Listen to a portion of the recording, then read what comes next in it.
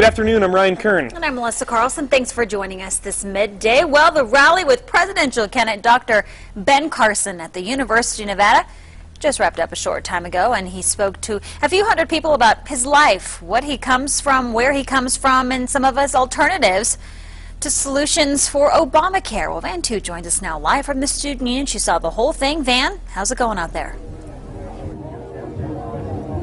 Well, good afternoon. The rally here with Dr. Ben Carson just wrapped up. He actually just ended his speech about 2 minutes ago and walked away. He didn't take any questions from the audience, but you know, during his speech today, he did speak very sweepingly about his philosophies that stemmed from his religious upbringing and growing up in poverty as a child to a single mother and going on to becoming a world-renowned child neurosurgeon. Now, Carson, he says that he's running for this presidential campaign, and he's no politician, and he chose to skip retirement to declare his bid for the White House to fix America. He says our tax structure needs to be reformed. Political correctness is killing freedom, he said in the speech. He also stated his ideas on ISIS, saying there are two choices: either stay home, do nothing, or go and destroy them first. That was his ideas on how to defeat ISIS as a threat against America. Now, I also sat with Dr. Carson one-on-one before the rally, and he speaks to me about his alternative for Obamacare, the Affordable Health Care Act, and much more about his challenges as he continues his journey during this campaign and how he plans to overcome his biggest challenges, and that is that he's never had any political or public office, and how he will, overcome that. Reporting from the University of Nevada, Fox 11 Reno, Van Tu, News 4.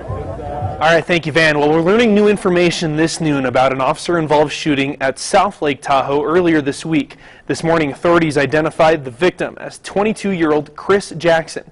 They say he's from Sacramento. They also say he has a criminal probation history stemming from previous incidents surrounding drug charges. The shooting happened early Monday morning at the Tahoe Hacienda Inn. The initial call to police regarded a woman screaming and crying. Now, investigators are releasing little details around the circumstances leading up to this fatal shooting. The officer involved has been placed on paid administrative leave pending the outcome of this investigation. News 4, our sister station, is following up on the story. We'll be talking to a nationally recognized expert on officer-involved shootings later in our programs. We have new information about a deadly balcony collapse in Berkeley from early this morning. The officials say that the fourth floor balcony collapsed, sending debris down onto a third floor balcony and the sidewalk. 5 Irish students were killed in the incident. They were all part of a U.S. temporary visas program through the university. 7 other people were also injured and taken to local trauma centers, some with life-threatening injuries. The building's in the heart of downtown Berkeley, and there's apartments up on the upper levels, retail shops on the ground level. Well, a 15-year-old girl has died after a rollover crash on US 93 near White Pine. That's some 50 miles north of Ely. Nevada Highway Patrol troopers say 18-year-old Angela Brooks was driving northbound when she drifted off the highway. They don't know why. NHP officials say Brooks overcorrected her car back onto the highway, lost control, and flipped the car, ejecting the teen who was sitting in the front passenger seat. Troopers say the girl died on scene and Brooks sustained minor injuries. Troopers are continuing to investigate this incident. Billionaire Kirk Kerkorian, an 8th grade dropout who built Las Vegas's biggest hotel, has died. MGM Resorts International says that Kerkorian died yesterday at the age of 98. He built the 30-story International Hotel, the world's largest hotel, when it opened in the late 1960s.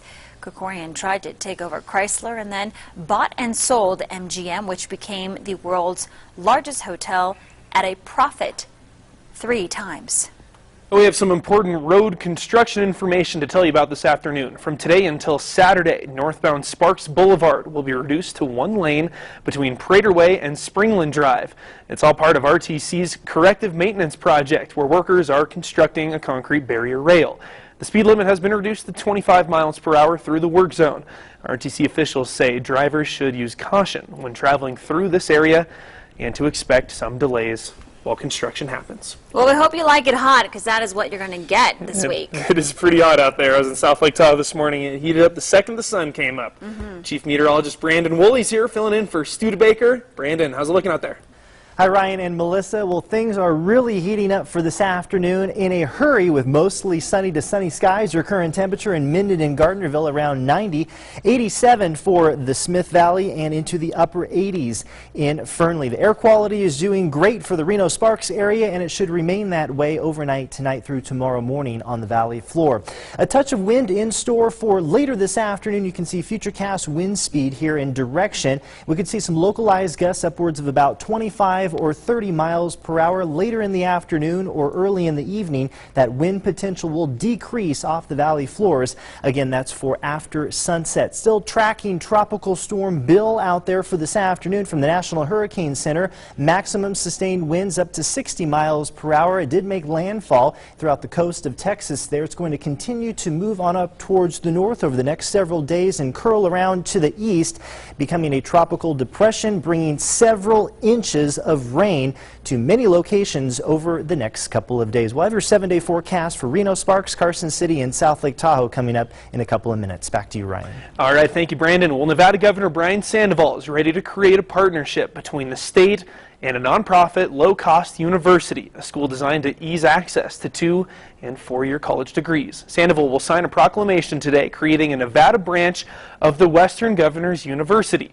The online school is a nonprofit and offers degrees in business, teaching, and information technology. And it's based on competency learning, meaning students don't have assigned class times. They're allowed to work at their own pace. Well, half of the 110-year-old iconic Virginia Street Bridge has been demolished. It's all part of an $18.2 million project to help with the region's overall flood control. The project is expected to be completed and open up to traffic by May.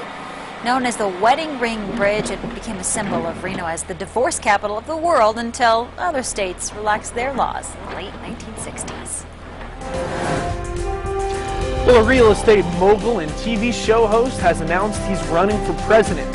We'll tell you which billionaire joined the 2016 presidential race after the break, and it, to be honest, probably won't surprise you. I thought I was black. Controversy around a former NAACP leader has taken another confusing turn. More on that